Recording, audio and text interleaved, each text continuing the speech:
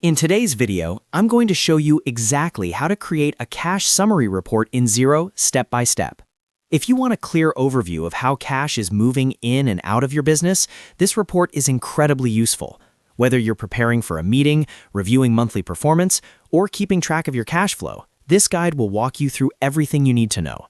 Make sure to watch until the end so you don't miss the customization tips that can save you time every single month. And if this video helps you out, don't forget to like and subscribe for more simple Xero tutorials. Let's get started. First, log into your Xero account. Once you're on the main dashboard, look at the top menu and click on Reporting. From the drop-down menu, select Reports. This will take you to the full reports library where you can access all financial and management reports available in your Xero subscription. Inside the Reports section, you'll see a search bar at the top. Click into the search bar and type Cash Summary. As you type, Xero will filter the available reports. When you see Cash Summary appear under the Financial section, click on it to open the report. Now you're inside the Cash Summary report page. This report gives you a breakdown of cash received and cash spent over a selected period, helping you understand how your bank balances are changing. The first thing you'll want to do is set your report period.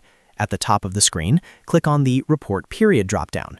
You can choose options like this month, this financial year, last financial quarter, or set a custom date range if you need something specific. Select the date range that matches the period you want to analyze. Next, you can choose whether you want to compare this period with another one. Click on the Compare With dropdown. Here, you can select None if you only want to see the current period, Previous Period if you want a side-by-side comparison with the immediately preceding time frame, or Previous Year if you want to compare performance year over year. This comparison feature is especially helpful for identifying trends or spotting unusual changes in cash flow.